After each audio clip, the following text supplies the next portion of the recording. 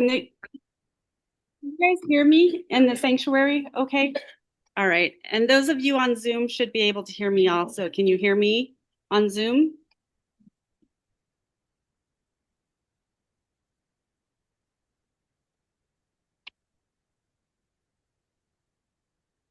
Okay, good. So, what I want to talk about today is a little bit nuanced. And I feel like what I want to say is important, but I also know that if I'm not careful, I can be misunderstood from both ends of the spectrum. So that's my invitation as we are moving through this journey of spiritual awakening and growth. Everything is not always black and white. And so if you hear what I say today and you are on the spectrum of somebody who is engaged and doing everything that you can and showing up and watching too much news and reading the Epstein files and feels like you are flattened, and you think that you're hearing me say do more, you are wrong. Okay. If you are on this other side of the spectrum and you are just kind of floating and thinking when they go low, we go high, and I'm on a spiritual journey and I'm enlightened and nothing is bothering me, and you hear me say that it's not that that is not doing enough, you're also not hearing me, okay? I think, there is this spectrum between getting so engaged and doing so much that you're almost paralyzed. But then on this other side, there is something called spiritual bypassing, when you decide that you're just going to be above it all because you're spiritually enlightened, and then you end up doing nothing.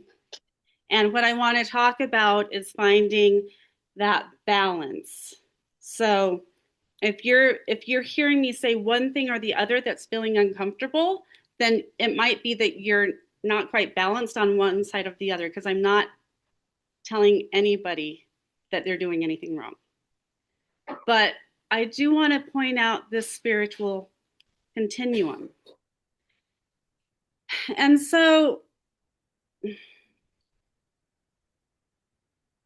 I believe that humanity right now is at a spiritual crossroads. As human beings, we are expanding our consciousness. And as consciousness expands, we take in new understanding of the world around us.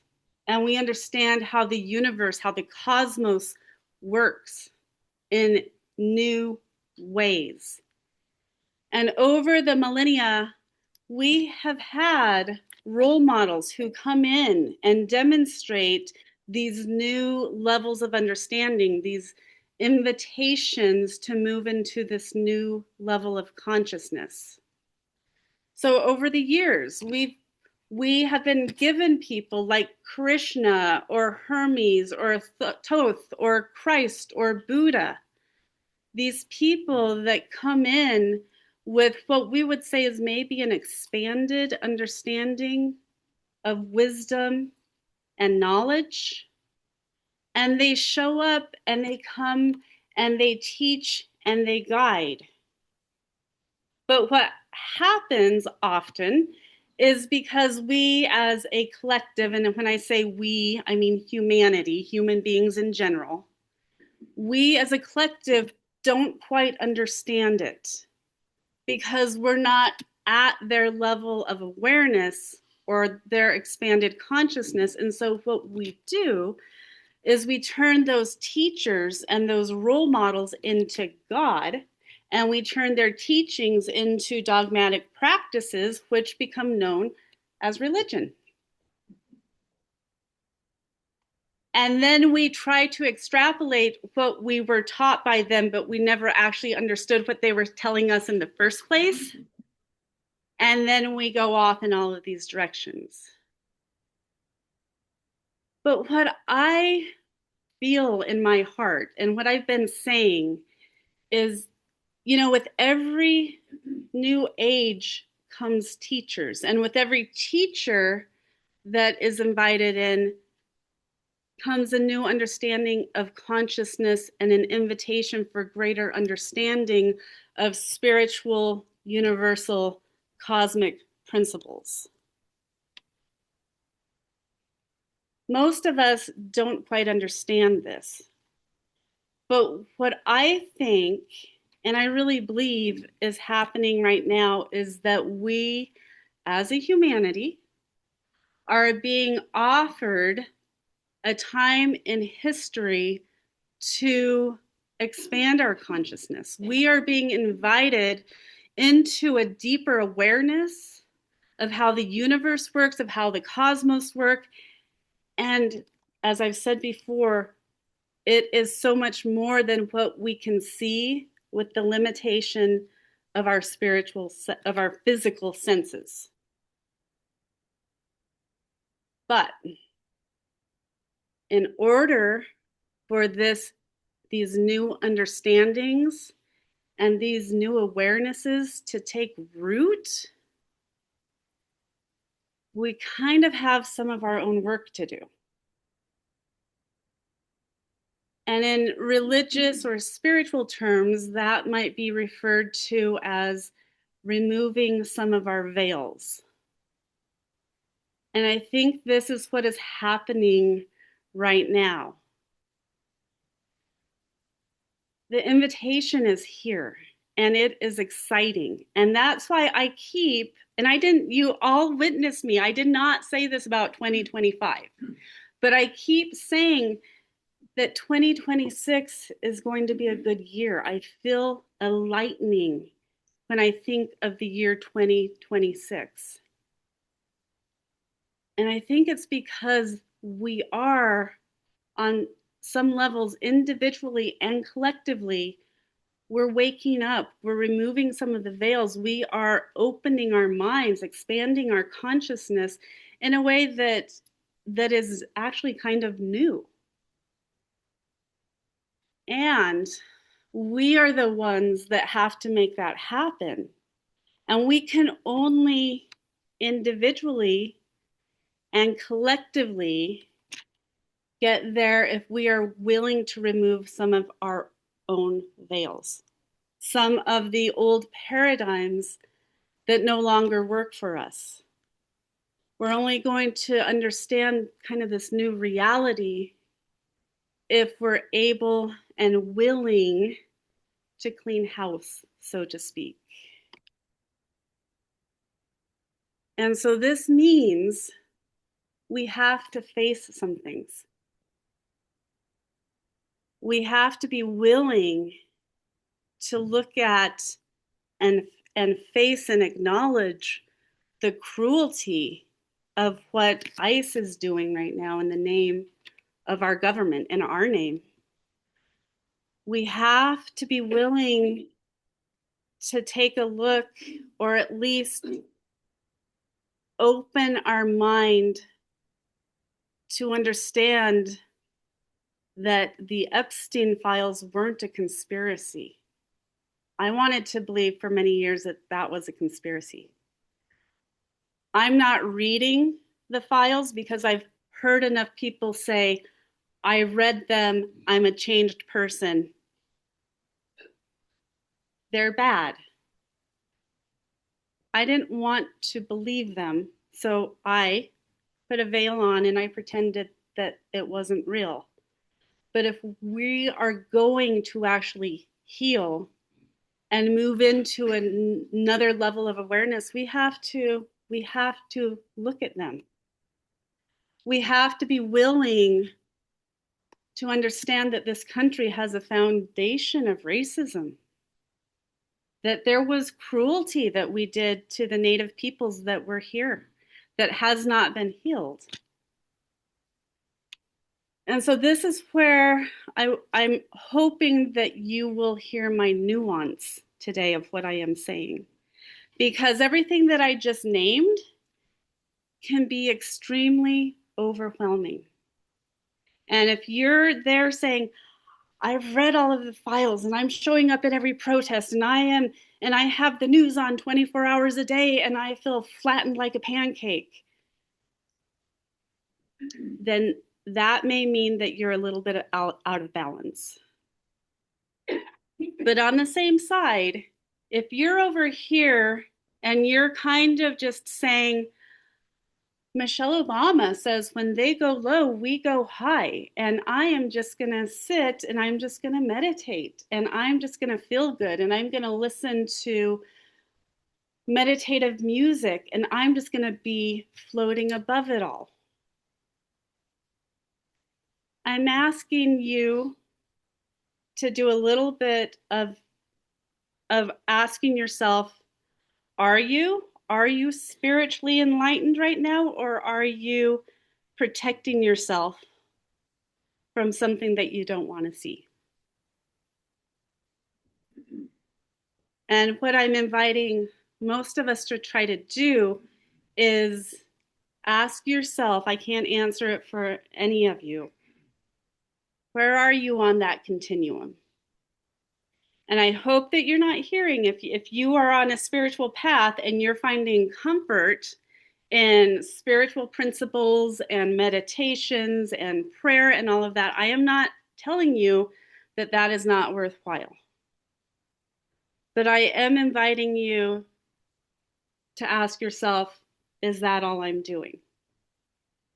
And if you're over here and you are doing everything that you think you can do, but you are feeling completely overwhelmed, like you just want to go home and cry or scream, I'm going to invite you. Have you lost your connection to something more powerful and spiritual? You know, there's some words that say, be in the world, but not of the world. So, where are we with that balance? And where are we with those veils? And I'm hoping that my invitation for all of us is that we can and gently slowly and gently acknowledge and add into our consciousness some of the things that we have not been able or ready to face. Because as we do that, then we can hold the capacity energetically to move to a place where we can begin to heal. Is this making sense? Hopefully. If not, you can all come and talk to me about it. So, one of my spiritual mentors was a woman named Barbara Martin, and she is no longer with us, but she was extremely clairvoyant. And she could see the auras, she could see people's energy fields. And she had many people, many students that would come to her wanting to learn how to see auras. And she would say kindly but firmly, this is not something that can be taught. You can't just learn how to see an aura. You have to be ready and able to process what you might see. Because as a person who was completely open clairvoyantly, she would say it's very painful to see the dark energies around the people you love. And we don't think about that. Those of us that are on kind of that spiritual path of, oh, it will be fun to see the auras. Oh, I'm going to watch a YouTube video and I'm going to take a weekend workshop and learn how to. That's not how it works. Because our spiritual senses are supposed to open up in time. They open up slowly. They open up gracefully. And they open up when we're ready to actually take in the information and the surroundings that are around us. And that's what she used to say. She used to say, and I hope I'm not making anybody mad. I know that there are a lot of beautiful YouTube videos out there about how to grow spiritually. But she used to say, if somebody is going to tell you that you can take a weekend workshop and learn how to see the aura, they either don't know what they're talking about or they're lying to you. And that is not to say that there is not such a thing as auras. That is not to say that I'm sure that there are people in this room right now who can see spiritual energy. But I think we need to be careful because what we are being invited to do is real. It is not a fad, it is a spiritual growth and a consciousness awakening that we need to move in together to get to a different place. But we have to do the work to do that. And in order to do the work to do that, where we can expand our consciousness that we're seeing things in a different way, we have to be willing to look at some of the things that we haven't been able or willing to look at in our own lives. And I think that that is what is happening now. That is the invitation. Are we ready as a country, as a nation, as a humanity to say, we want to move forward, but we have some work to do first. And there, for those of you that were raised in Christianity, there is the story of Paul on the road to Damascus, and there's the religious teaching, but what I think was really happening was Paul was a person who came in as kind of a highly spiritual person, but he had these veils and he didn't quite understand his power, and he was harming and he was cruel and he was doing some really horrible things to a lot of people because he didn't understand. And he was walking down this road and all of a sudden this like huge light, came down and said, Paul, why are you forsaking me? What I think that was his spiritual awakening, right? That was him, the veils being lifted. And all of a sudden he was like, oh my God, there was so much I didn't see and I was wrong. And he totally changed. And that can happen, but usually it's slower, it's more gentle. Some people say that when Jesus came here 2,000 years ago, he came to bring in this new understanding. He came to bring in this new consciousness. And we weren't ready for it. And that was okay. Father, forgive them. They know not what they do. We weren't ready. But I think what is happening now is we are being given that opportunity again. It's been a few thousand years. And the question is, are we ready this time? And if we, as a humanity now, we can't, if we're going to move forward, each one of us individually has to do the work to say, okay, what is it in my life that I'm not ready to see? We don't have to solve all of the world problems, but what am I not ready to see? And am I ready to do the work that I need to do individually so that each of us, millions or billions of people doing that individual work, can collectively move to another place, state of being? And I think we can get there. There was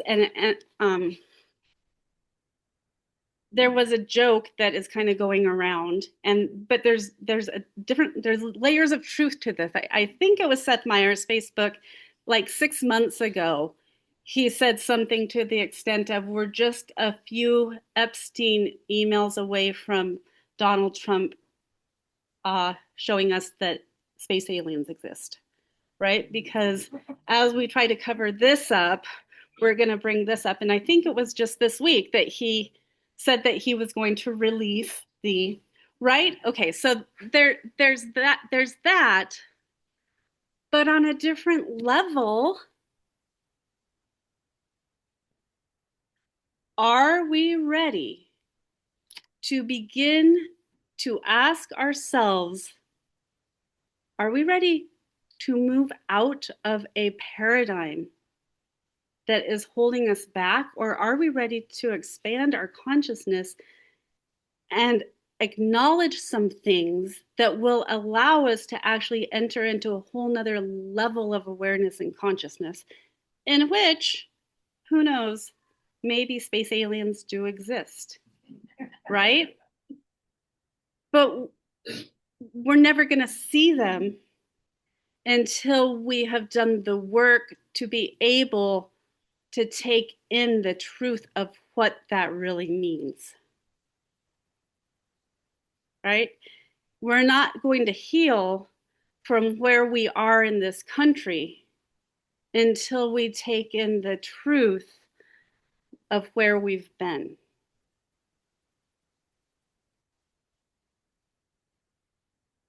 But my invitation is for us to take in that truth in a different way, not to just beat ourselves up and say, oh, we're just a racist, horrible country.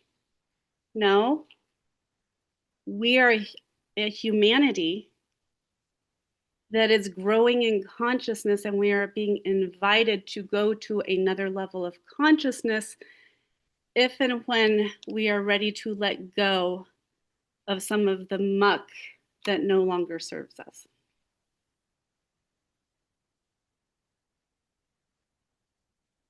Like I said, today is a little bit nuanced, so I'm not sure what everybody's going to take away with this. Wendy said there were space aliens, or, you know, I'm not sure what everybody has heard, but I do want to at least start the conversation of what does that mean if we're willing to release some of those veils, if we're willing to look inside of ourselves and say, what within me is ready to be acknowledged so that it can be healed, so that I can move on to a different paradigm of how this world is supposed to be. I think we're ready. And if we do this work in 2026, we can end the year 2026 with some light, I think. So there we go. With that, let's sing, come sing a song with me.